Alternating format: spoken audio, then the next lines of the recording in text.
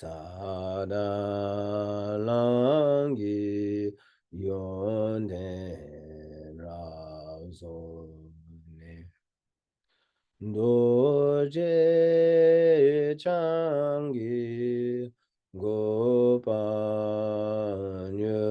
Dosho Doje Changi Gopanyo Dosho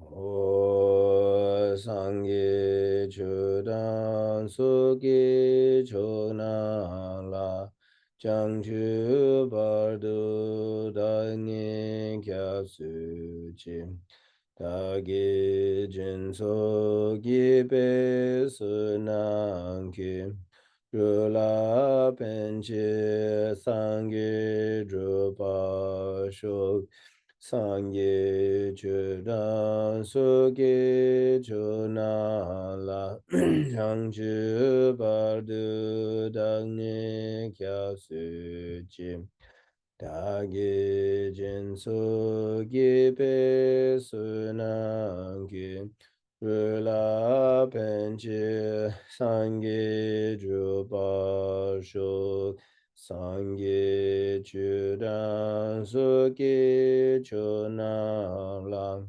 Changchi Bardu Dagni Kya Suchim Dagi Jinsu Gibe Sunangi Rula Penchi Sangi Drupa Shu Om Balen Savi Lama Pochi Tagi Jivo Vede Denshi La Kajin Chimpo Gungni Shesun Uzun Jigi Nandru Sadu So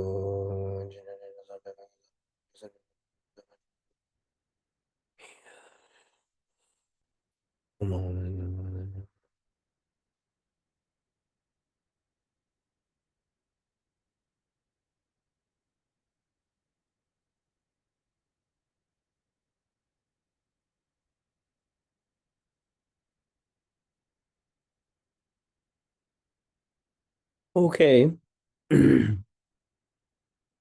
So it's nice to see everyone and be connected and do something like this. I haven't done something like this for KTD and I guess about 18 months is what I was just kind of talking with Yuntenla about. And the subject is originally Kimpo Ten was going to teach this, but he's traveling and they needed someone last minute. And I had like last year taught for one of the KTCs over a series of months, weekly talks based on Kimpo Kata Rinpoche's book, the Bardo, The Interval of Possibility. And so it was kind of fresh in my mind. And I think it's a neat challenge, actually. The name of it, Bardo in Brief, it's really interesting because there's quite long books and discussions and treatises on this kind of thing. And then sometimes you only have a little bit of time to talk about it in. So I'm using his book as an outline, Rinpoche's book. And I'm culling quotes from it. But I'll follow that outline. And what I'd like to do is kind of go very general and pass through the themes, and you could say at an outline style, just really quick, and then to begin to unpack it, hopefully having us end in appropriate time, kind of thing like that. And but admittedly, the Bardo is just a big subject, and death and dying is a big subject in Buddha Dharma, and it's hard to kind of discuss it all in short format, to be honest. But that's the challenge. So we'll see how it goes. Firstly, the term Bardo, in case there's anyone kind of unfamiliar with it, it's two syllables, bar and do. And bar means kind of that which is, it means interval, what is between two things, something that's in between something else. And so if you talk about just Buddha Dharma in the most general sense, there's it's well known, you could say, that there's the understanding and belief or faith, whatever you want to call it, of previous lives, future lives, this life. And if you look at that, reincarnation, rebirth, however people tend to express it, there's nevertheless, if you think about it, then there's kind of distinctions, this and that, this life, that life, the previous life, the present life, the future life. And so if you have these distinctions, you have to have something that goes between them. What if there's a continuity of mind stream, which we discuss, then there has to be something that goes between the previous life and the present life, and the present life and the next life. And so that's this idea, what goes in between, what continues. So a quote from Rinpoche, and actually there is a link to the book that was just posted in the chat. And again, it's a very nice book. It I think, and does a good job of kind of keeping it concise, giving you everything you need in a short amount of space, with a lot of practicality and pragmatism. And you could say, we'll discuss it a little as it gets closer, but maybe even a stratagem or a strategy towards how a practitioner approaches this, rather than just information. The Rinpoche says, if you do have the book at home, I'll call out the page numbers in case it helps. Rinpoche says the term interval, or Bardo, simply means something that is between two other things. It can be used and explained in different ways, but generally speaking, it means the type of existence that you have between lives, where you have not gone to or reached the next stage of birth. In that state, no one has freedom or control. So the first part's a definition, but that last part where I said that in that state, in the Bardo state, one has no freedom or control. We'll expand upon that more, but this idea that the life that we have now is very familiar to us. Everything that we do, kind of, we have, sometimes we talk about habitual tendencies in Buddhism. There's the teachings and then just how we talk about it. But sometimes we think, oh, habits are bad, but there's so much familiarity, no matter how you want to describe it.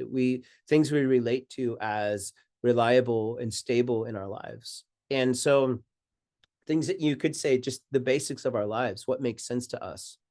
And what makes sense to us is so distinct karmically from others. We might be different from our family members, our children, or our coworkers, or if you compare yourself to other sentient beings, some beings would eat things that we would never eat, things like that. I mean, the whole basis of how we relate to life, is very familiar to us. But if we were to lose this life and be born into a different life, everything familiar to us is in flux. It will change.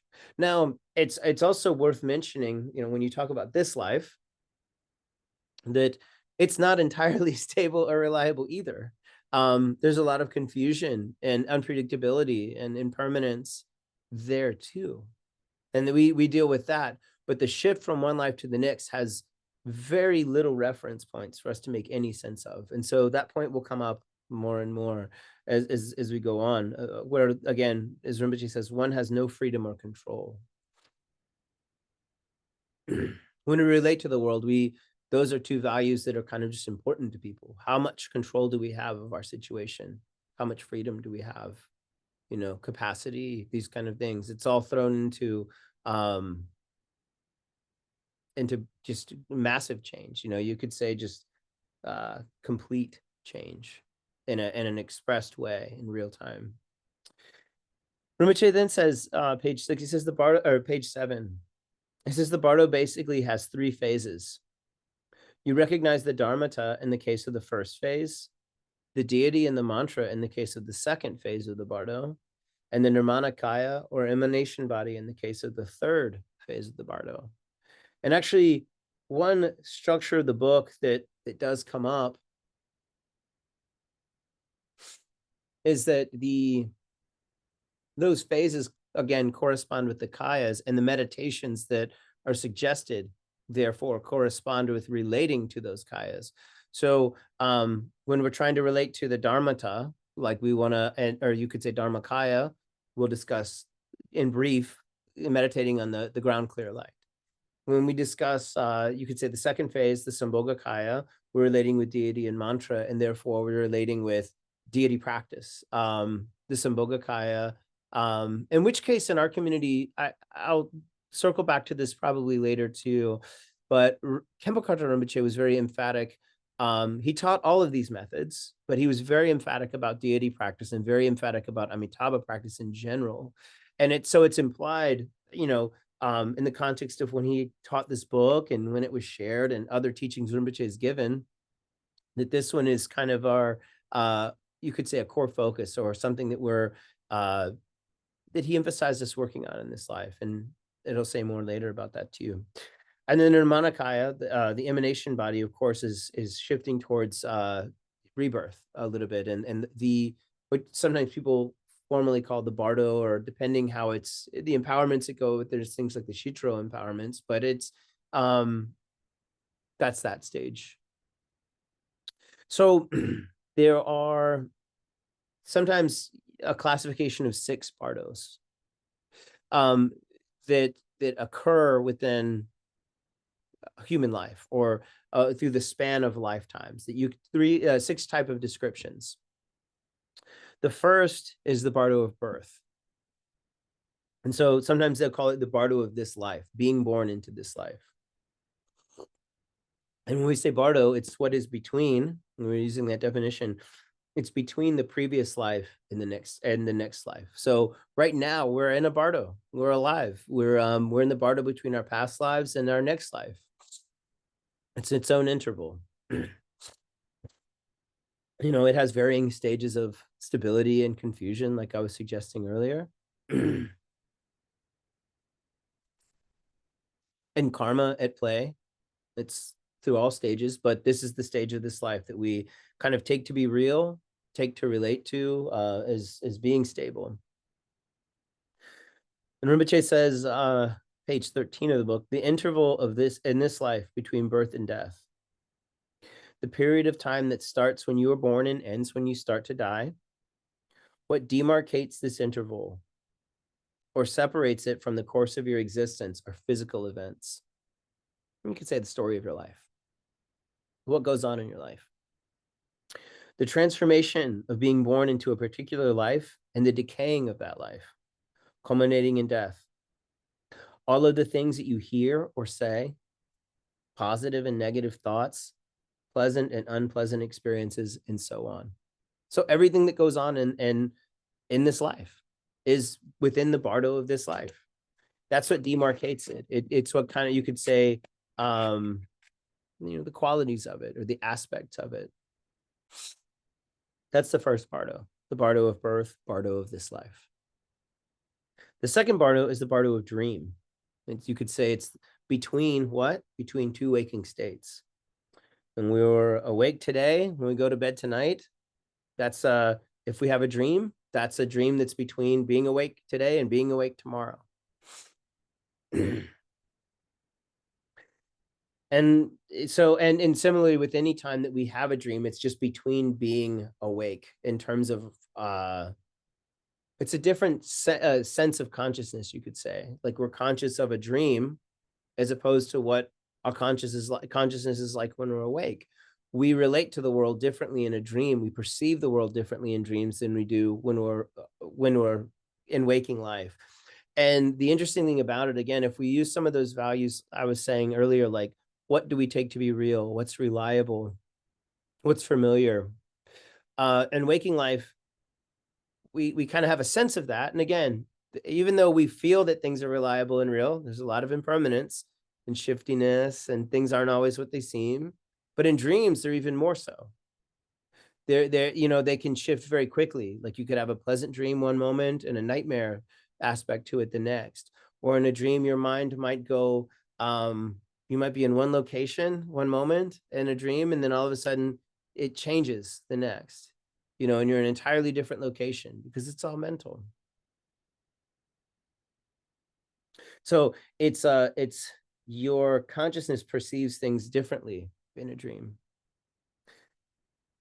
Part of it is because in waking reality, we have the connection of a sense object, our sense, and you could say the object of the sense, like if it's I, it's like the I itself, the physical eye, the eye sense consciousness, sight, sometimes we call it. There's what the eye sees, and then there's the thought about the eye, and so on and so forth. And so it can get quite detailed, the layers of this, but there's some connectivity to the world around us.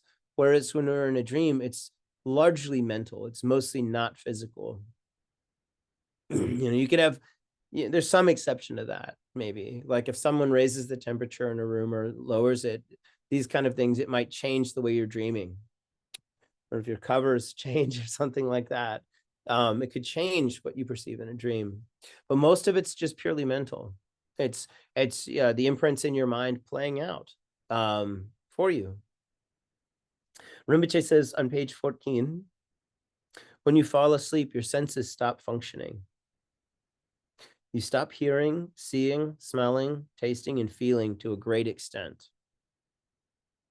And therefore, the images that arise in your mind take on an appearance of reality because there is no sense experience there to overpower them.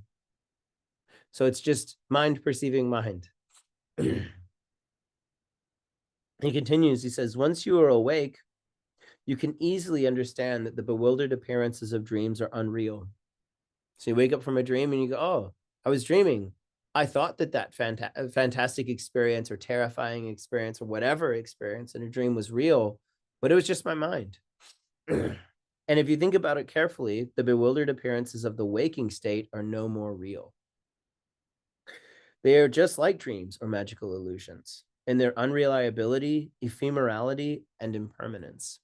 So one of the benefits, there'll be more discussion on lucid dreaming and being aware of the dream state. But one of the benefits of kind of having a sense about that in the dream state, like being aware, oh, I'm dreaming right now. Or, oh, even if we kind of wake up from it and say, oh, that dream appeared so real, but it changed so fast. And now I'm not dreaming anymore. That's no different than we can begin to see that just like a dream has unreliability in it and impermanence and instability and all that. And you could say it's a measure of familiarity mixed with unpredictability. That's how the waking state is too.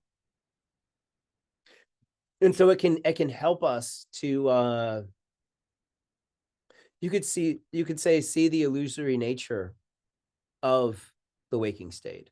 The dream state, we're quickly reminded of it. Not always in the dream. If we're lucidly dreaming, we might be. But usually it's after the fact. We'll say, oh, that wasn't real. That was a dream. But we take the waking state to be solid, real, you could say effectual and things like that without question. So it can train us to see the waking state differently. The third Bardo is the Bardo of meditation. And I'll use this word very loosely. I'm not using it officially, but it's kind of, you could say, the meditative absorption or tendency. Absorption makes it sound official. I'd like it to be for us, but who can say? But let's just say the focus of meditation, the emphasis of meditation between two non-meditative or post-meditative states. So in other words, like just like when you're, let's say we're not meditating, actually, just say it simple, like you can call it post meditation if you feel fancy, but if we're just not meditating, we're just on a regular scattered awareness, this kind of thing. And then we say, oh, someone rings a gong, and we say, or something like that, or we say, oh, it's time for me to meditate. You sit down and meditate for a period of time. Maybe it's a good meditation, maybe it's not. Again, maybe it's real meditative absorption, some sort of, state like that, great even placement or something. Or maybe it's just a little bit settling in, and then the session's over. But during the period of the session, that's its own interval between two post-meditative states, between two, you could say, again, maybe scattered states, but the words I think are worth using on their own terms, even if it's a little bolder than we normally talk. The idea of trying to meditate, absorb ourselves in a meditative absorption. And if we're off the cushion, we don't want to be scattered as meditators, even if we end up scattered. If we're just being honest, hey, I got scattered. But if what we're aiming at is post-meditation, in other words, like I'm not formally sitting down in a controlled meditative environment, but my mind of meditation, my awareness may come and go in and out of situations, and I might have some sense of that. So we will call it, that's what they mean when they say meditative absorption here or post-meditation. It might not be, capital letters. It might be lowercase letters or something like that, or very familiar to us. It might not be grandiose, but it's our meditation, and it's what happens between our post-meditations.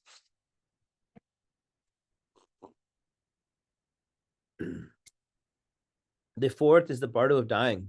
So these next three have everything to do with death, being dead, and approaching the next life is actually the way the chapters of the book refer to them.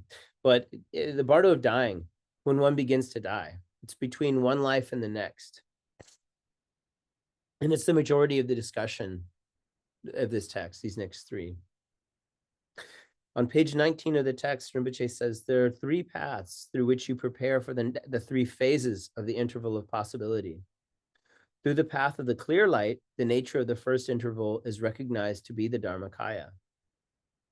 And again, we'll talk more, but that's where you could say our familiarity with Mahamudra, the Dzogchen, and the middle way in Buddha nature will be significant. And he continues, he says, through the path of the illusory body, the nature of the second interval is realized to be the Sambhogakaya, the body of complete enjoyment. And again, that's accomplished through recognizing, well, it's through pure sacred outlook, or pure vision, pure view. Seeing things to be the deity, and the mandala, and hearing, experiencing sound as mantra, and so on, relating to things with that sacred outlook and that sacred view.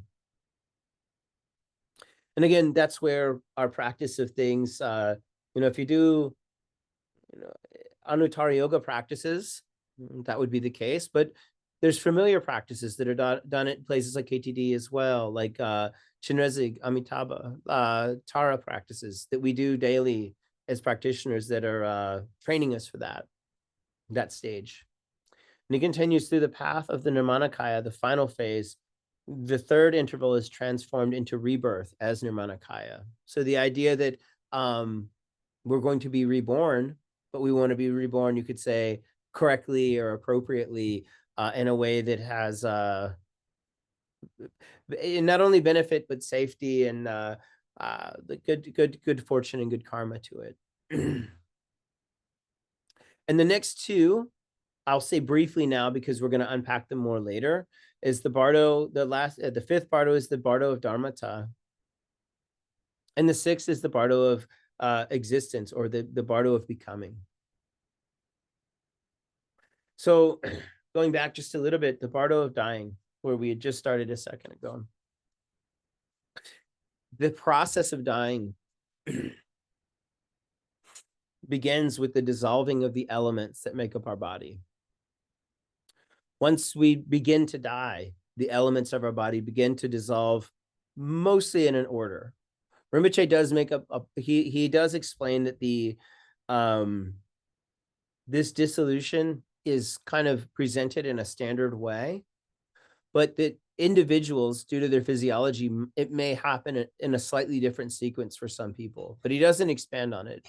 So the idea is that, yes, all these elements will dissolve, but the order in which it happens could be different from person to person. And they're associated usually with this dissolution of elements, there's associated sensory or physiological experiences that go with it. So typically the first element to dissolve is the earth element. And and when it begins to dissolve, there'll be an experience of heaviness in the body, weightedness. This is an interesting thing anyway, because this is where as we get older, if we do happen to live long, our bodies slowly just feel heavy. Even if we like gain weight or lose weight, there's kind of it's harder and harder to be upright, but the idea is that at the time of death, it's actually, things become very weighty. You could say, think of it like maybe structural collapse a little bit as a person. It's hard to be upright. The next element to dissolve is the water element, in which case there's movement of water in the body. There might be drool from the mouth or tears from the eyes, maybe soft tears, real, crying tears, or just, watery eyes, as well as a loss of urine and feces. So like we're dying, we're beginning to lose the ability to retain the water element of our body or control it. The next element to dissolve is the fire element of our body, in which case we begin to feel cold. In other words, I don't mean circumstantially cold, but just even if you're bundled up, on the inside, you would feel cold. And maybe, in an uncontrolled or probably unpleasant way, a little bit cold, uncomfortable maybe. And then when the wind element dissolves, you're aware that there's difficulty breathing, controlling our breath, or between each breath and the next. Slowly, we're getting to our last breath. It's harder and harder to breathe. You might not be able to breathe as thoroughly, breathing, full breaths or lengthy breaths, this kind of thing. As well as, again, breathing would be labored, and like you could say, like there might be space between breaths. You see people when they're dying, they breathe, and then, before the next breath, it takes a lot. There's a bit of a pause. The continuity gets broken. And there is discussion of space, but that begins into where we're going next. So it's broken into parts. So our elements have begun to dissolve in the death process. At this point, you could say body and mind are beginning to separate. The body is no longer able to support the mind that lives in it, that it has been supported. The mind's been supported by the body for however long we've been alive, the Bardo of this life, but it's no longer stable and able to do so. Each element's kind of dissolved into the next, and it's no longer a support for the mind. So the mind has to begin this process of separation from the body. And there's 3 appearances that occur for mind at this point. The first one is what's called the white appearance. And basically what happens is there's this profound overwhelming kind of pervasive white light that you would experience. Everything goes white. In the book, Rinpoche kind of mentions that, at this stage, people might still be, this might actually begin to happen before all the elements have dissolved. And you may hear people say, oh, I saw a white light as I'm dying. People may say this kind of thing as they're dying. They may report this one. And what this is the white bindu in your body, the white seed that actually, you have to talk a little bit about birth and physiology here, that when we're born, when our mind inhabits a body, the first 2 cells, and this kind of seems to correspond pretty well with science, but you have 1 cell from the father and 1 cell from the mother. And when they come together, they begin to create, it's expanded a lot in texts like the Profound Inner Meaning, but it creates what we might call a spinal column, but it creates the Uma, or the central channel. In which case, at one end of it, you've got the white cell from the father, and the red cell from the mother. So, and it corresponds with the first cells of your being, the sperm and the ovum. And as we would say in scientific terms, when the white cell descends, that's where we have this pervasive white experience. Everything goes white.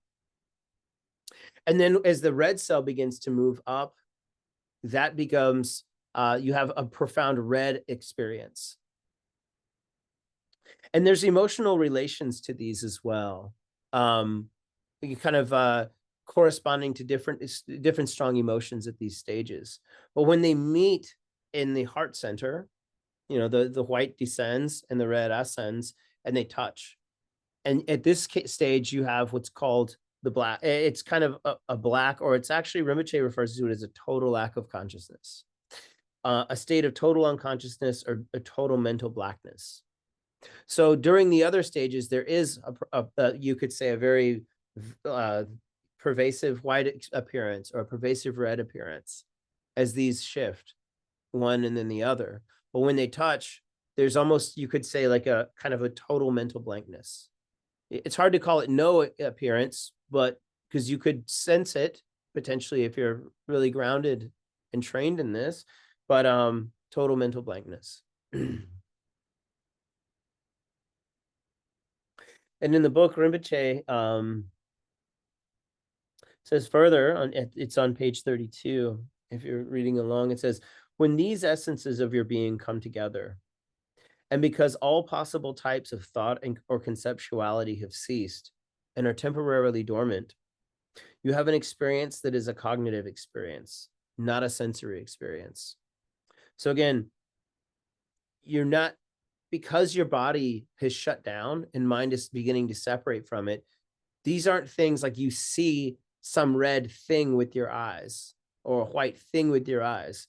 It's a purely cognitive experience. There is no support for it in the sense that right now, you could say our senses, our sense organs, our sense of those organs, and then the objects that they relate with correspond into, you know, experience. It's not like that. It's all a mental experience, which again is very much like the Bardo of the dream. When you dream, everything you experience is your own self-appearance, your own mind sensing itself. And that's what's happening here too. Rinpoche continues, in quality, this is like the experience of a boundless, clear, and cloudless sky. It is the experience of the fundamental or ground clear light. What you experience at this moment is not because of any meditation you may have done previously. You experience this because it is your true nature, and it is experienced at this point in the death process, not only by people, but also small insects. It is experienced simply because all beings have Buddha nature. What you're experiencing at that point is Buddha nature itself. So all beings, when their consciousness, you know, kind of connects on itself, you know, when the white cell and the red cell reconnect, and there is this, you could say, total mental blankness, there is still something experienced by the mind. It's mind experiencing itself. But all beings have the potential to have that happen because all beings have Buddha nature. So it's this very, he says, fundamental or ground clear light that we would experience. He continues, though, that sounds very nice. Like all beings have Buddha nature. Even an insect has Buddha nature and could potentially see this. But Rinpoche says, the bad news is that unless you have trained yourself assiduously in recognizing the clear light during your preceding life, you will not recognize it. Everybody experiences the clear light, but obviously that is not sufficient. So implied in that is that we have, in this life, we need to begin to familiarize ourselves with recognition of the clear light. And that's in Buddha nature. And that's done in our tradition through the path of Mahamudra. I say the path because as we practice on the path and receive blessings and become familiar with our mind's nature, maybe we receive pointing out instructions. We do our practice, whatever that may be. And practices like Nundro have parts where we rest in the mind's nature. Practices like Chinrezig have this. The Anuttara practices certainly do. But as we do our practices, we have an opportunity to connect with that aspect of mind. And at this point, the text begins to discuss what's called the meeting of mother and child clear light. So the ground clear light that we just described, that is potentially experienced, it's definitely available. It's certainly available, but only potentially experienced at the time of the dawning of the clear light is what's called the mother clear light.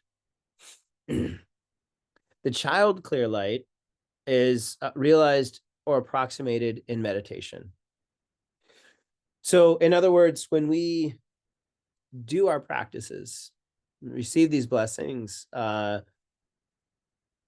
rest in mind's nature at the different sections of Nundro, or at the completion of at the completion stage, after the mantras in Chinrezig, these kind of moments in our practice. When we rest, we experience something. Something happens for us. A word like approximate is significant, because if it is the real thing, if the blessings are real and we're very sharp in our meditation and things go successfully, we begin to familiarize ourselves. But it's hard to say. It's a self-experience. Only we really know our meditation. And if we're lucky, we have a teacher, a guru, a lama, who can have a sense of what's going on for us as well. And they can kind of sense, and you could say tune our meditation. If they see things that look like exaggerations or extremities in our approximate meditation, they can bring it into a focus. With our, you could say it's a, there's two agents there. There's two necessary parts to the recipe. You have to have a good student and you have to have a good lama, and they have to, when they work together, there is, you could say, what would have been approximate could tune up into the real thing. But nevertheless, the reason we should also say approximate is because,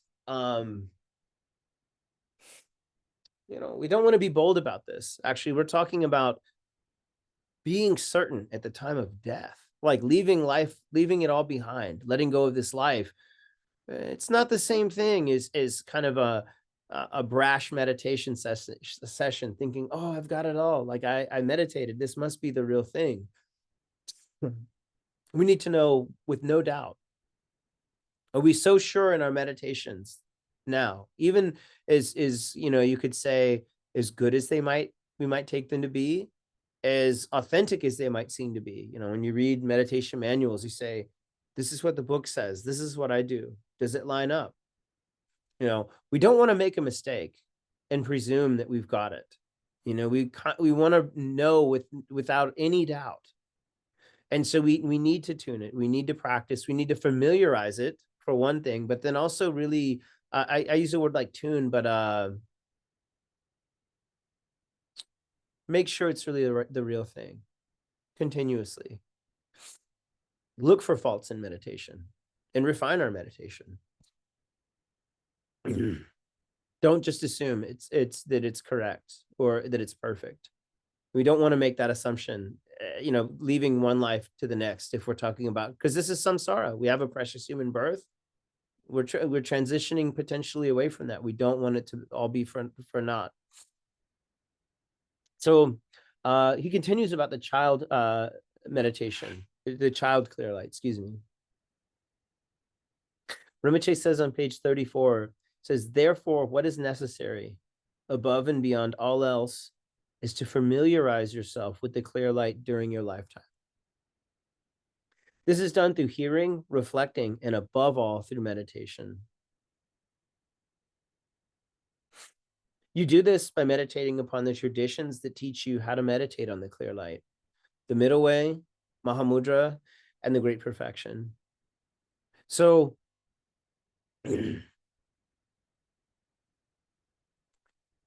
it's fair to say that's what our meditation, when Rinpoche says above all our meditation, it's what our formal practice would be aimed at.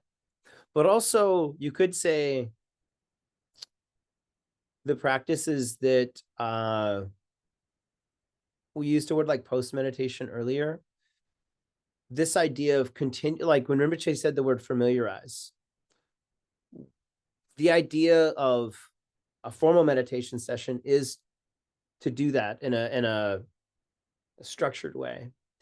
But we can familiarize ourselves with mind's nature throughout our lives. And we also can't forget that the practice is going to help us do that, but we have to look for that familiarity in a range of situations. Rinpoche really did talk about that a lot with themes, whether it was like Mahamudra or whether it was themes like Tonglen, but looking for, you could say, meditative aspects of mind in post meditation as well, not simply on the cushion. It's not like there's bookends to this. Like, this can only, we have to have continual familiarity, I guess is my point. Like that idea of to familiarize yourself thoroughly, continually is kind of the key. And well, he continues, he says, what you experience as meditation practitioner is the path clear light or the child clear light. And it is something that is experienced through conscious and assiduous cultivation. Only through such cultivation do you have a chance of recognizing the fundamental or natural clear light at the time of death. So this is why he was saying it dawns for animals. If you look at texts like the Jewel Ornament of Liberation, there's this discussion that all beings have Buddha nature, and it explains it. It goes through all this great detail of it, but that like the rest of the text, if you look at the outline, even just that alone, it talks about all these different things that have to come together. You have to have a teacher. There has to be Buddha nature. Beings have that, but there has to be a teacher. We have to practice.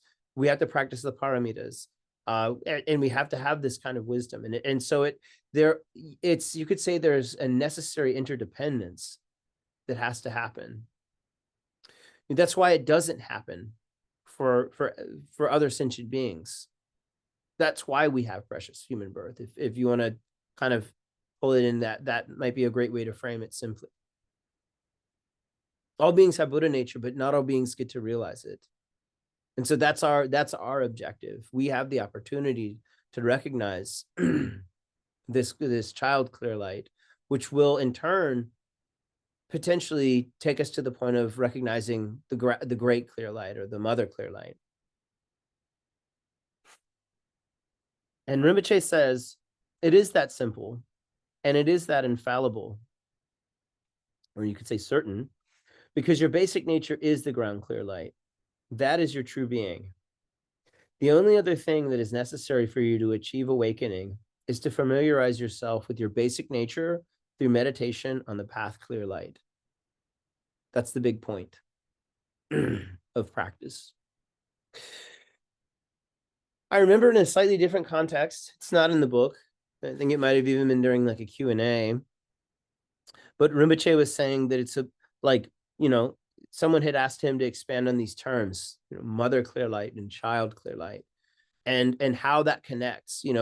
What if one, like we used the word approximation earlier, like what if one is, we think it's right, and then there's the real thing, and what if they're the same? What if they're not? I think that was the nature of this person's question. And Rinpoche said that the way it works is kind of like when a mother and child would be separated in a big public environment, maybe like you get separated at the airport or a store with a lot of people or a train station for a minute. And you say, I don't know where my mom is. I don't know where my mom is. And you look and you all of a sudden see her kind of move through a crowd of people and she sees you. And there's this instant identification, recognition. And you could even say the situation becomes magnetic at that point. Like you run towards each other and so the idea is that, this mind that we become familiar with in our training, that we create merit around, that we purify, put it in those same Nundro terms, purification and merit, the mind that we become familiar with, that hopefully becomes more meditative, that has, hopefully begins to have the aspects of shamatha and vipassana, and have them in union. That mind that we develop through practice, the mind that's pointed out by our teachers, these kind of things. That when this time of death happens, that mind connects with our Buddha nature in a way that's complete. That's it.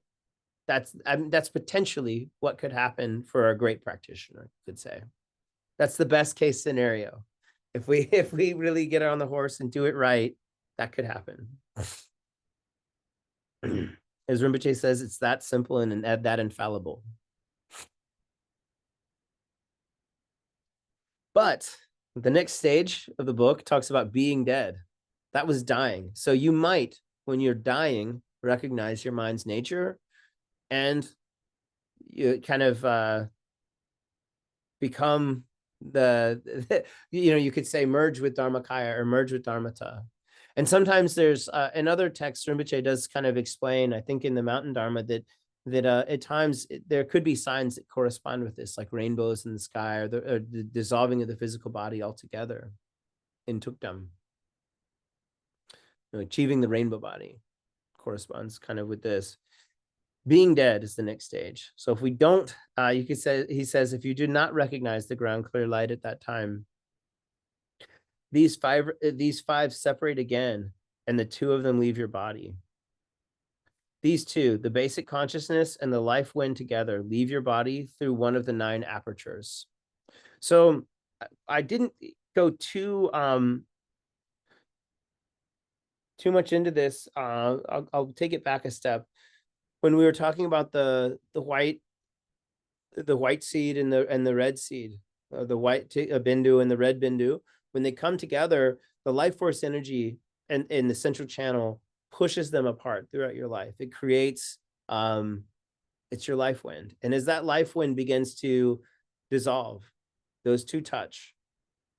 And the last bit of the life wind is what merges with your consciousness at this point. And it basically says this could leave your body through one of 9 apertures: the navel, the place between the eyebrows, the aperture on the top of your head, the nose, ears, mouth, the eyes, anus, or urethra. So our consciousness could potentially leave in that manner. And he restates, he says, the basic consciousness is mixed with the riding the life wind. So your life wind at that point is leaving the physical structure of your body. As soon as the consciousness leaves your body, the appearance of the interval start to arise. He says, for the first half of the period of the interval, you appear to yourself to have the body you had in the preceding life. Like the body, like if we were to die soon, we'll be familiar with the body we have now. Maybe we'll say, I'm, a man or a woman, or I'm tall or I'm short, or I'm from this culture or that culture. We identify with our life and our body. And that will still happen at the time of death. Like almost consciousness, just like you wake up in a dream and your consciousness is familiar. Like you say, I was in the dream. It's like we've identified with ourselves so much that even though it's just our mind, we identify with what we're familiar with. For the second half, you will appear to have the body you are going to have in your subsequent life. So maybe for a period of that life, for a period of the Bardo time, we'll identify with the life we've just left, but then we might begin to see things differently that tell us what's going to happen for our next life, subsequent life. The reason for this is that, this appearance is a purely mental body. It is made of habit. So, you could say our habits are reaching back and our habits are also changing. And so that's what's going to create this shift, our mentality. Initially, you have a very vivid impression of having the same body you had before. You think of yourself as the person you were before. But as the interval continues, it will start to become less and less distinct, more and more vague. So you could say we start to begin forgetting ourselves, or it's less of a connected thing. It's more of an abstraction. Then after the middle of the 49 days, which is the usual period of the interval, you will start to have an initially vague and then more and more vivid impression of your future body. So we'll have, like, our body will begin to look like what the next life will be like. The body that we're in that state, our sense of being, you could say. Again, because it's all mental. There's no physical support for this. And Rinpoche explains some other indicators that you could kind of understand could be happening for you at this stage. It says Bardo beings never seem to have defective senses. They have full sense capacity.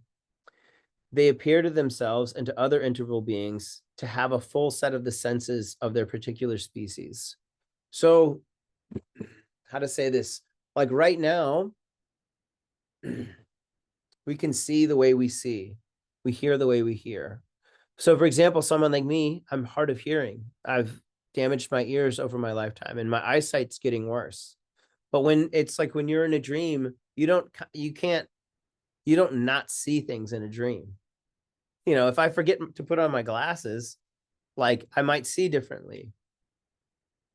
But in a dream, you just experience things directly to it's your mind experiencing it, your mind. So your senses are completely unhindered. And more so, Rinpoche kind of goes on. He says, it's not as though you have miraculous powers. It's simply that your body is purely mental and the mind can go anywhere and do anything, which is just like a dream. And that's worth thinking about, though, in a sense, because some dreams we have, again, are very structured, linear, and positive, or something like that, favorable. But other dreams we have are completely chaotic. And they're both expressions of our mind. Our mind could be quite ordered, favorable, beneficial, whatever you want to call it, or our mind can be chaotic, reactive, overwhelmed. It does not require physical or verbal effort or exertion to do this. Your mind will have this, you could say, power or potency to it. That aspect will be there. As an interval being, you will find yourself instantly in any place you think of. Which, again, it could be miraculous in one sense. Like you could think of some really great situations to be in. But you might also have the compulsion or lack of agency to where your mind is scattered here and there and everywhere, jumping around. When Rinpoche says, from one point of view, you could say this is miraculous, but do not forget it is impulsive. It is spontaneous in the negative sense because it is not under control. You are driven about by whatever occurs to you, and there is no physical body to prevent you from being instantly driven to another place. So as it's actually funny, like in one of Milarepa's songs, there's the discussion with him and someone else saying about, like, what's the primary agent, the body or the mind, and which one is better, and these kind of things. And the point Milarepa makes is that the mind puts the body through all sorts of endeavors. Like, you think of the crazy things we do for money, or to acquire a partner in life, or to take over the world, or whatever thing a person does. Like, our mind puts our body into harm's way and chaos. Like, it resigns ourselves to. Like, mind can be very stubborn. Or maybe a great way to say it is, like, think of this. Like, think of all the things our mind tells us to eat that aren't good for us. That's a real simple example that probably anyone can get familiar with. Our mind makes us do all sorts of things that just aren't good for us, holistically, physically. But the body is also rough on the mind. Like, the body, like, it gets sick, it gets old, it doesn't do what it's told sometimes. It experiences pain. It needs to be maintained. Like, it doesn't take care of itself. Like, you have to do it. So they kind of Milarepa describes it as kind of this like bit of a tug of war, a battle between the two.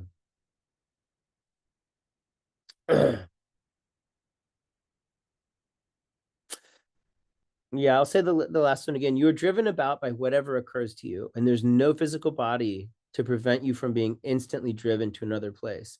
So even in Milarepa's example, like it sounds like in this life, the Bardo of this life, the body and mind can kind of fight each other.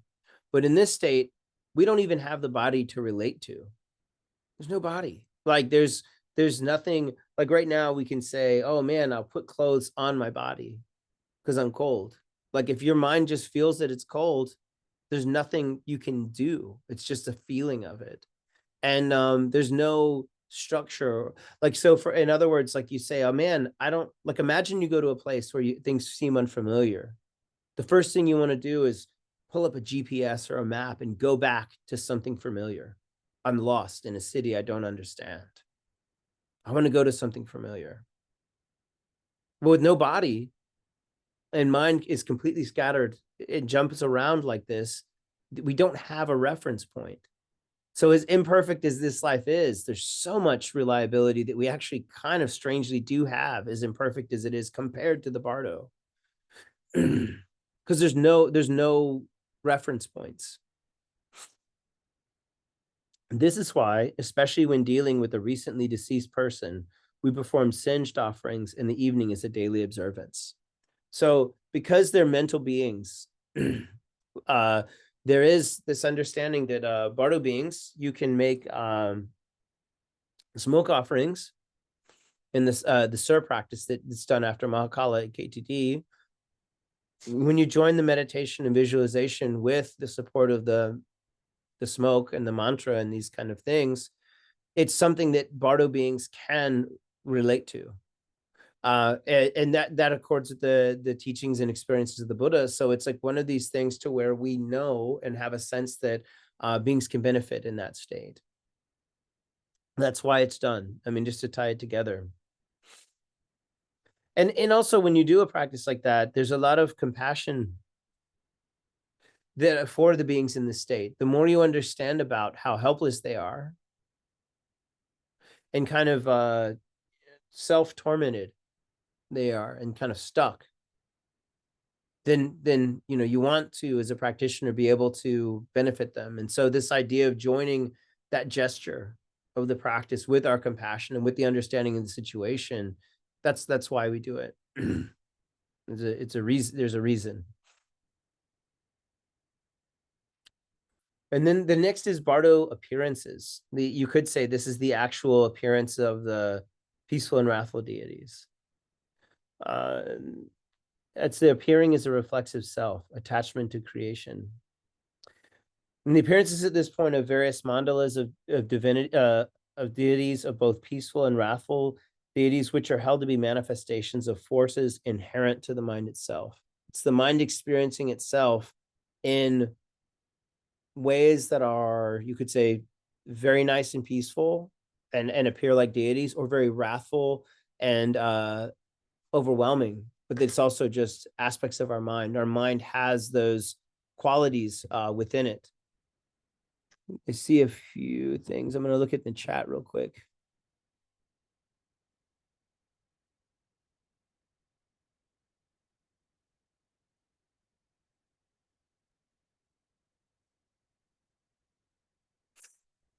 The last question says that, during proper practice, the 6 doors that lead to rebirths in the 6 realms can be closed. If so, what happens then? If we're going back in the text, just a little bit, the stage at where, oops, sorry, the stage that's referring to would be when you close it would be upon the reappearing after the white appearance, the red appearance, and the ground clear light, then appearances start to arise to ourselves again. And in which case, that's the Sambhogakaya stage of things. And you would visualize blocking those entrances with syllable. with the Hri syllable. And if you're trained in Poa, you would eject your consciousness at that point to the deities you've trained in. However, there's different explanations that say, and actually at that stage, you could also say someone can perform Poa for you as well. Because when the central channel, the life wind ends, that's when Rinpoche said the last breath would happen. And that's the part at which a Poa is appropriate. When the last breath has happened and consciousness is dissolved into itself, the life wind is beginning to move and leave the body. You can do Poa if you're a practitioner. Someone else can do it for you. However, Poa like implies that there's kind of a transference, you could say something linear happening, and in which case there's this, like, you're directing consciousness, you're sending consciousness out, as opposed to consciousness leaving through a gate. It's directed to the upper gate, to the top of the head, and directed really towards the deity, towards the pure realm, as opposed to chasing itself out. You know, like if it's too, there are explanations that talk about which emotions and which realms or which familiar patterns might direct our consciousness to leave through the other gates, but they're not favorable, any of them really, except for sending our consciousness towards the pure land of a deity. So you could think of it as directing your consciousness at that point. And the stage we just began right now is what happens after that.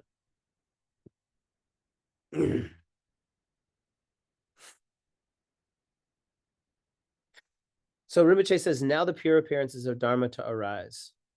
These are the 42 peaceful deities and the 58 wrathful deities and the pure Vidyadharas. They arise after your consciousness has left your body, and they appear to emerge from the body. Although they are a part of you, they appear to be separate from you as they have left your body. So rather than this subtle kind of mental experience or like a shifty mental experience, this is like you feel like you're directly experiencing something. They are Sambhogakayas, or bodies of complete enjoyment, with their respective appearances, both peaceful and wrathful. They are very bright, brilliant, and surrounded by intolerably bright light of many colors. In fact, the reason you do not achieve liberation upon seeing them in general is the intolerable brilliance of their light. So Rinpoche goes on to explain, we'll talk about this in a second, but some of these lights and sounds and experiences that happen are very soft and subtle, like, you know, a nice glowing light, something alluring and like very, you could say pleasant or reasonable. They're of different colors and different sounds. And then there's lights that are completely overwhelming and brilliant. And you could say like there's the lights are so bright that they're blinding. And the sounds are so thunderous, they're like hundreds of thousands of thunderclaps, you know, literally the kind of thing that would shake your entire being to experience. So he explains what the distinction is between the range of these experiences. The 5 types of rebirths are devas, humans, animals, pretas, hungry ghosts, and hell beings. The lights of the pathway to all of those rebirths are white, red, yellow, and blue, followed by very, very dark. The worse the realm, the less brilliant the light. Because of karma, if you find the wisdom lights irritating and terrifying, you may choose instead the soothing light of one of the 6 lower states. Even worse, because the lights of the lower states are more soothing than the lights of the higher states, rebirth in the lower states predominates over birth in the higher states. It's so non-instinctual to us, you could say, to relate to something overwhelming and direct and brilliant, that we want to relate to something more reasonable. And so that's why we go to these dull lights of the 6 realms as opposed to the wisdom states or the higher states. What you want to do if you get to this part of the interval, is to choose the threatening, brilliant, vivid lights over the soothing, muted ones. So again, when you hear this, it's a preparatory thing. Like if we're like to experience this, hearing it will tell us, oh, and so there's like that's the choice I should make. And when people read sometimes the Tibetan Book of the Dead to the recently deceased, the idea is that it's full of reminders about these kind of choices. Like, oh, you're going to experience this. Here's what you need to do. But hearing it now is a reminder. And also, like some teachers teach this in a way that they'll also say, when you experience something overwhelming in conventional life, don't always run from it. Just try to experience it, be with it. And that'll acclimate us to overwhelming experiences. If we're constantly running from everything and only settling on what's soft and easy for ourselves, we're kind of going to tempt ourselves into train ourselves and otherwise. It is important to prepare yourself to recognize the signs that indicate you are dead. So Rinpoche says, what are the signs that you are in the interval? He says, most of these are pretty scary, and they get scarier and scarier as it goes on. You hear scary sounds like a billion thunderclaps at once, and you see forms of different sorts of beings, not just wisdom deities, but also terrifying beings the size of huge mountains and so on. You become more and more agitated, which means that the chance of liberation tends to decrease over this period. So the longer it goes, the more overwhelming these kind of experiences are, more terrifying. Of course, the less likelihood we have of kind of being able to rest in it and be resilient. The more likely we are to kind of be shook and terrified and overwhelmed and have a karmic response, a mental response. When you see your former aggregates, your corpse. So in other words, you'll begin to kind of see your body at this point too, the body you've left. You'll have an awareness that I've left my body, and you could say begin to relate to it. You will get back into that. You will try to get back into that body because you identify with it so strongly. Like, that's my body. I need to be there. I need to be in it and with it and animating it. You will still be very attached to it and how it is treated. So think about it. You've left your body. What happens to a body after you die? They don't let it sit around and go on vacation. People dispose of it. They begin to kind of do all sorts of things. Different cultures, maybe they pump it full of formaldehyde. Maybe they burn it, bury it, all sorts of things. But they don't honor it and respect it. It's kind of, you could say, more or less disregarded. And imagine for a second that like in this life, we were to kind of be an important person to others. And what I mean by that, I don't mean like socially or politically, but say that someone loves us. They hug our body right now. They might, kind of familiarize with our body. Maybe they're our lover, or maybe, they tell us how strong our body is, or how healthy it is. Any number of things that relate to our body. But they'll run from it when we're dead. They won't want to be hugging it, kissing it, patting it on the back, anything like that happens to us in the waking state. They're going to run from it. So it won't be treated the same, and we'll be kind of aware of that. Eventually, you yourself will start to dislike the corpse, and you will be happier not to see it. At first, you'll feel still invested in that, and then later it will frustrate you and torment you to be aware of it. And you will want to see it disposed of. However, when it is disposed of, you'll get very upset about that too. So it's a very kind of back and forth, frustrating experience all around. You will attempt to comfort your loved ones who are grieving for you. Of course, they can't see you. You're not embodied anymore. And you'll just simply be saddened by your inability to comfort your survivors. They'll be thinking about you, but their minds will be changing and thinking about the next things. And when you see people who are not grieving, about your dying, you'll become angry about it. You will resent people who dislike you and make jokes about you or laugh. Maybe they're telling stories the way they remember them, but not the way you remember them. Pretty frustrating. Or they're otherwise disrespectful about you now that you are dead. When you see the disposition of your possessions, the things that you've owned in the previous life and valued, you will resent it. Like right now, if someone were to take something of ours, we would say, hey, wait a minute, that's mine. But you can't do anything at that point. As familiar as we are with those things, as attached and desperate as we are for them, we have absolutely no control, and they will find new owners. Very frustrating. At this point, oh, I didn't say this. Rinpoche's book is based on an aspiration prayer by Shamar Kongtrek Yonlak. And he makes an aspiration that I think is really nice.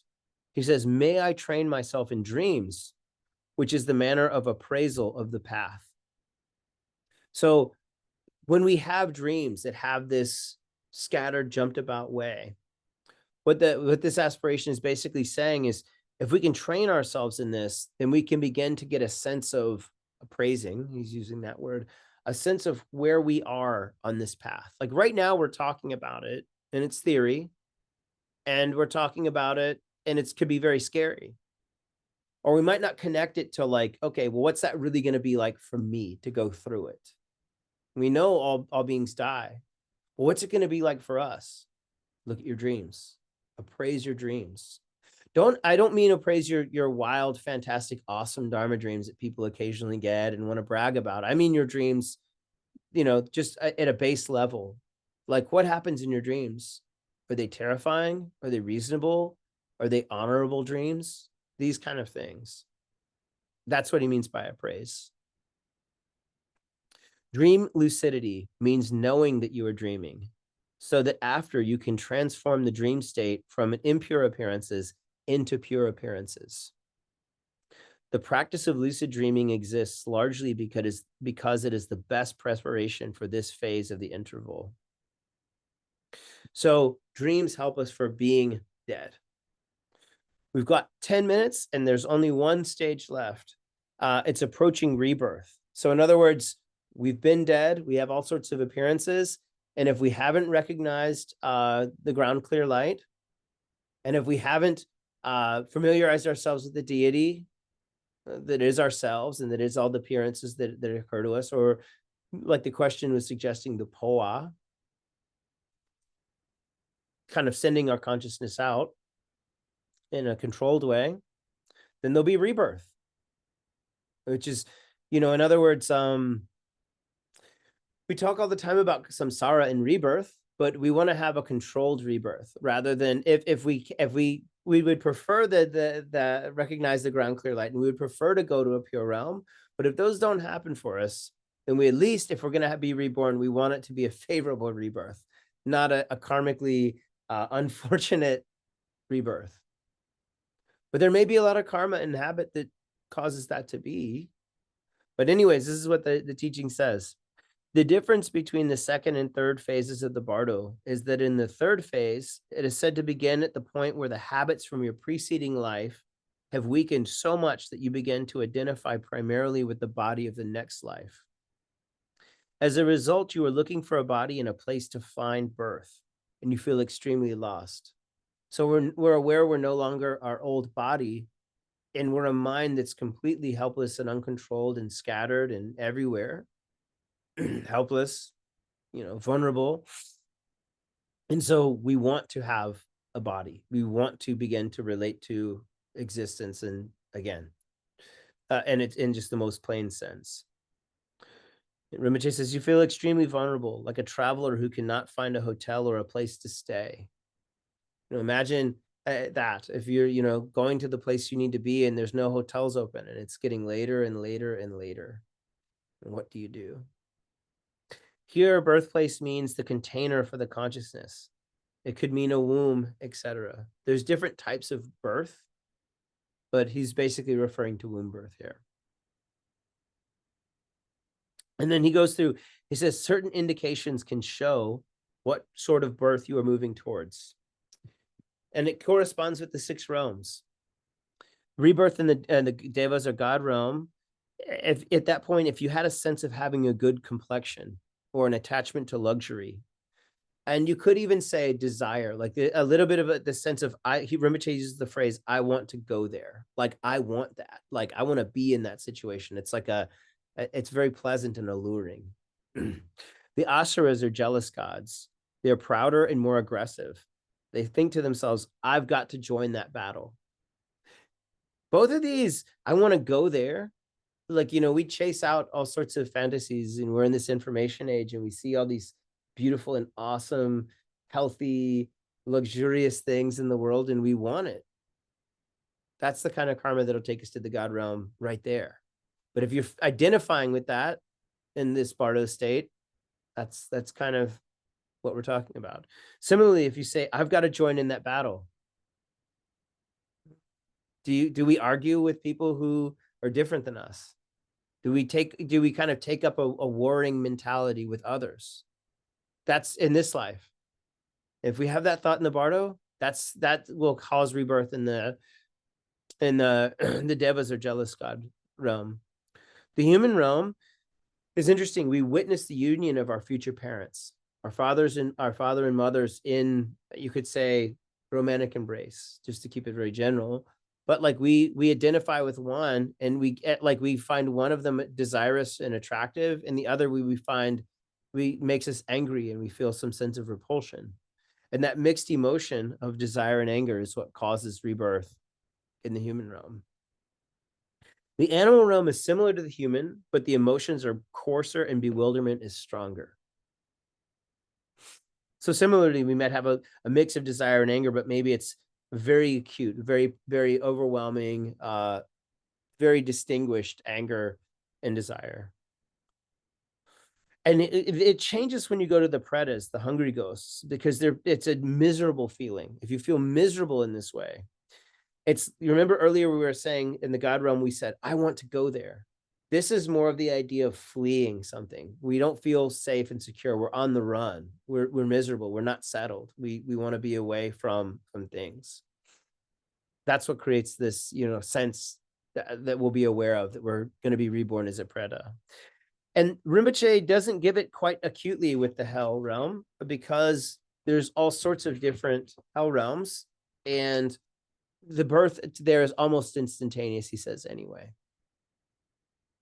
You would instantly kind of find yourself in that regard. He breaks that down a little in the book, but effectively, for something like the Bardo in brief, like we're talking about tonight, that's the effect of it. There won't be a sense of it. It'll be it. It'll be the experience. Let's see. We've got 5 minutes, and there was another question I wanted to wait. What happens when a person goes through a serious illness like cancer and gets close to death and starts to go through some of the dissolving of elements, but through treatment becomes healthy again? And if that same person received a stem cell transfer from another person, would they take on part of that person's consciousness? Second half of the question, no, our consciousness is ours alone. You can't, from a Buddhist point of view, you can't, Buddha himself made statements that said, like, I can't, like, he could, how to say this, he can't take away your own suffering. Like, we can, by proxy, be aware of what's going on for other beings, but their consciousness and our consciousness are distinct. That said, though, I mean, it's unknown to me personally. I'm taking that as a rhetorical answer. However, yeah, people asked Rinpoche this other question about, like, kind of what I'll call a near-death experience. And over the years, many, many times, and every time it's a little different, of course, because people describe different things. And it's hard to really say. And Rinpoche did often say that it's hard to say. But if they reported certain things, he might say that might be this, it might be that. But it's fair to say that if you do come back from it, it may have something to do with some of the, as the question suggests, some of the elements dissolving. They do dissolve over the period of a lifetime slowly anyway. They just happen a lot faster at death. If you look at something like Rinpoche taught the profound inner meaning, and it talks a lot about how our bodies come into being, like how the element, the two cells come together and we become a being, we develop, and it goes through it. This month, this part of the body develops, at that month, the next part of the body, and so on and so forth. And these elements become us, like this body that contains us.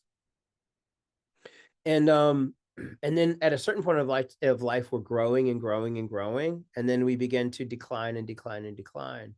And when the death process starts, it speeds up. Like the elements quickly collapse as opposed to slowly collapse. And you can even think of this conventionally, like say you had mentioned someone getting sick with cancer. Some people take years to die from cancer. Some people it's weeks. Some people get in car accidents, and this whole process happens very fast. So it's not guaranteed how long it'll take, but it all happens. And so if a person experiences some of that, I mean, it could just be an overwhelming mental experience, but if it is indicative of some of this decline and they come back out of it, it definitely means that their central life channel hasn't collapsed and their consciousness left the body. That much we know, because then they wouldn't be embodied in that life anymore. So it probably indicates something about as your question was kind of, I think, more or less suggesting that some of the decline of the elements. But I mean, again, I'm no expert in it. I'm just someone who's listened to Rinpoche explain it a number of times and then referencing the book. So and it did seem that over the years when people would ask those questions, he was less able to, he did say, like, it's not, he wouldn't always just verify for people, I guess you'd say, but based on what information they gave him, he might say something back, or might, just say it's hard to say.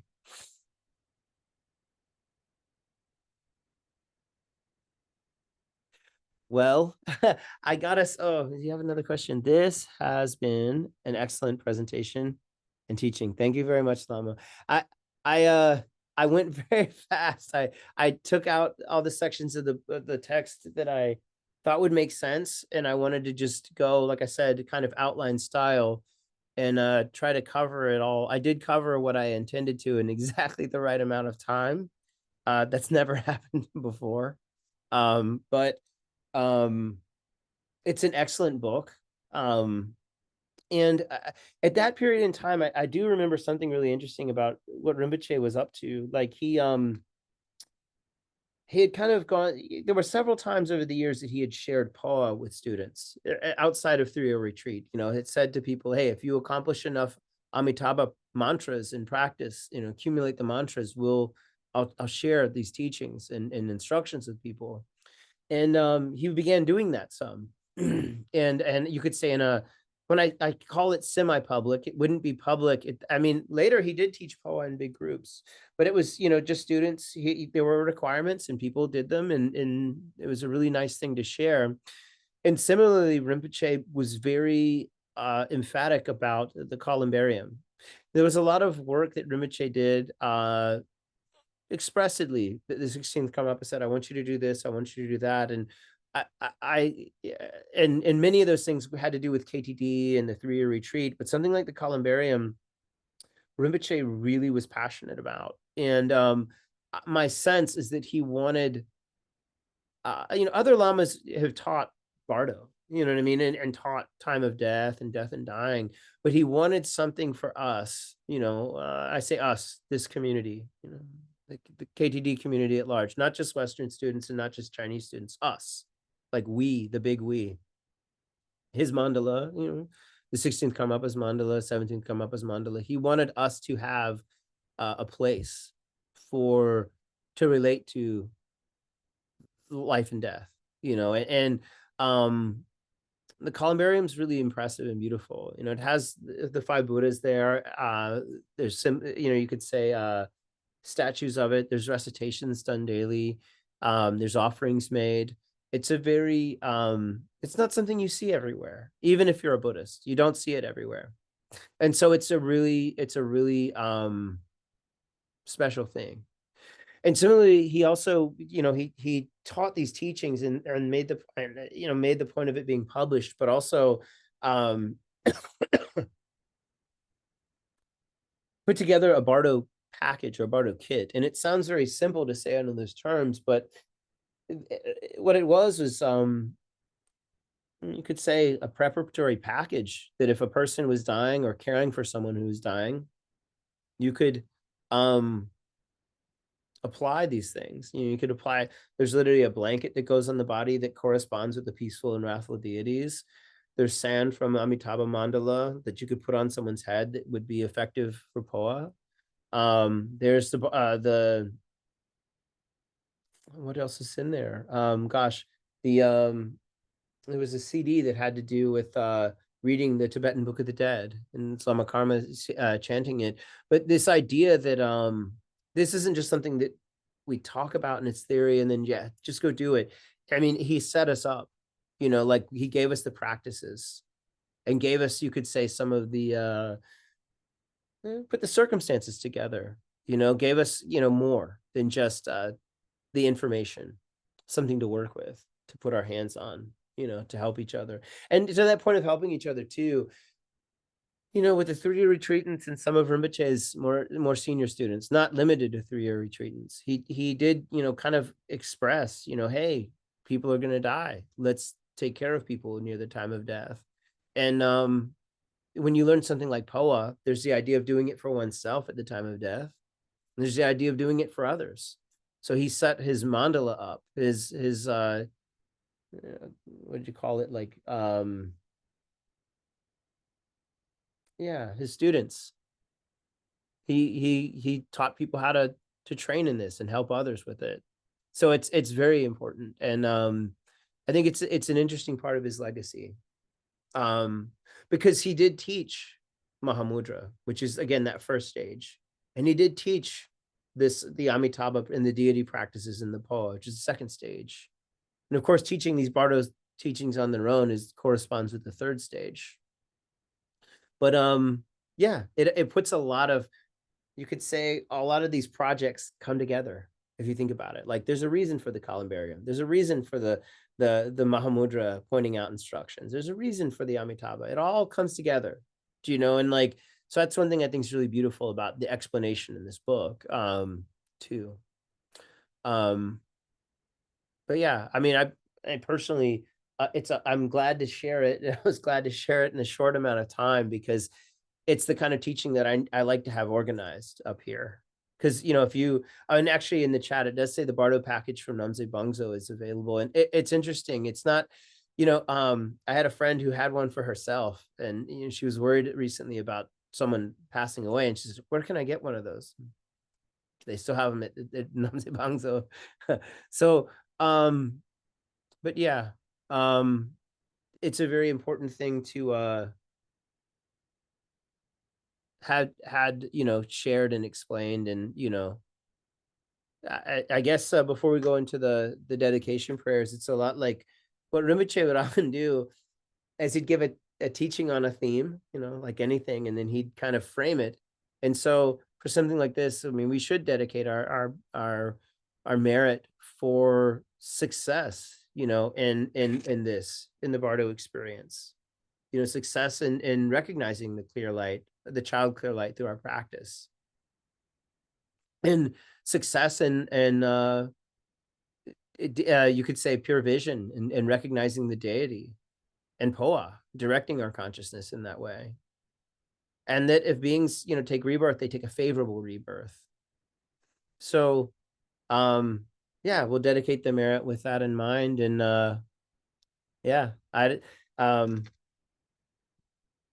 but that's my wish, and hopefully what we can all aspire to.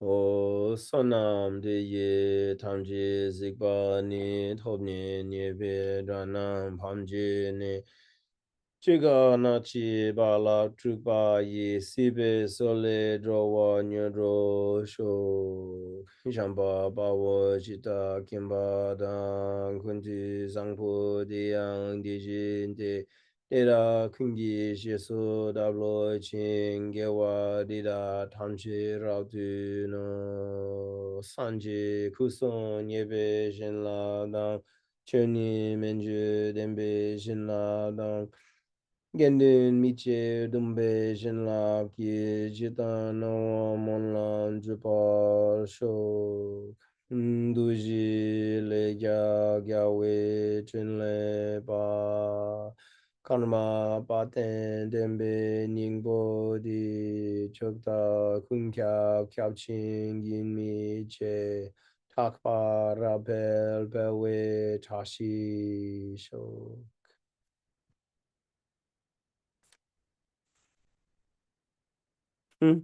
I before we sign off, I like to look around and see the people for a minute, if I can. It's just nice. Very nice. Cool. Well, it was nice seeing everyone, and I hope everyone plays it safe. It's starting to get cold here where I live. I hope it's a nice enough winter. But that's all, and I'll maybe I'll see you all again soon. Thank you.